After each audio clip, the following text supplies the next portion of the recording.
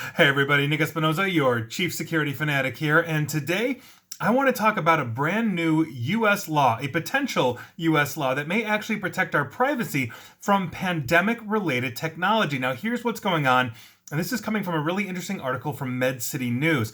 A new COVID related privacy bill has been proposed in Congress, and hopefully, I think this needs to be law. Now, U.S. Senators Mark Warner, Democrat of Virginia, and Richard Blumenthal, Democrat of Connecticut, along with on the House side, Representatives Anna Eshoo, Democrat of California, Jan Schakowsky, Democrat of Illinois, and Suzanne DeBellane, I hope I'm pronouncing that correctly, Democrat of Washington, have introduced this bill, and they also have co-signers from both the House and the Senate. Now, this would be the Public Health Emergency Privacy Act, and it would set an enforceable privacy and data security rights for health information during the COVID-19 pandemic.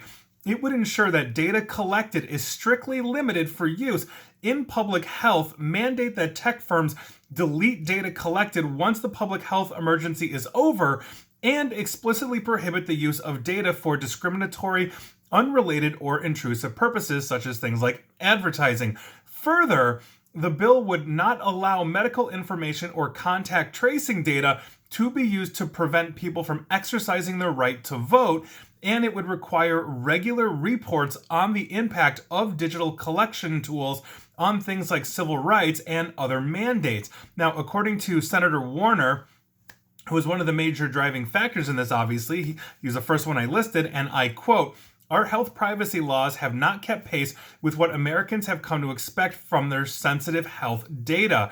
Absent a clear commitment from policymakers to improving our health privacy laws, as this important legislation seeks to accomplish, I fear that creeping privacy violations and discriminatory uses of health data could become the new status quo in healthcare and public health." Now, this is something that I have talked about in the past as well, that we have HIPAA compliance here, as I've mentioned multiple times, but it doesn't go farther enough. Technology tends to outpace our laws, as we've seen with GPS data. Those laws were written basically in the Reagan era, which is why we see law enforcement without a warrant being able to get our GPS locations at will without any problems from companies like Location Smart. Now, the technology has been one of the most effective tools, obviously, basically in the arsenal against the COVID-19 pandemic. From contact tracing apps to providing digital access to vaccine records, technology is a driver, and it is needed for nearly every aspect of the response in the pandemic worldwide.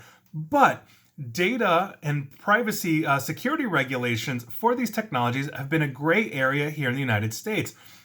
The Department of Health and Human Services, or HHS, says that entities covered under HIPAA are not liable for the subsequent use or disclosure of personal health information by a third-party app that a patient has agreed to give information. So if you're downloading that third-party app in the middle of this pandemic, per, let's say, the directions of your hospital, they are not liable. They don't have to deal with the shield that is HIPAA. Further, the Office for Civil Rights, that is the office that basically controls the privacy side of HIPAA, and privacy is considered a civil right here in the United States. They said on January 19th that it will not impose penalties for violations of HIPAA, and I quote, "in connection with the good faith use of online or web-based scheduling applications for making COVID-19 vaccination appointments."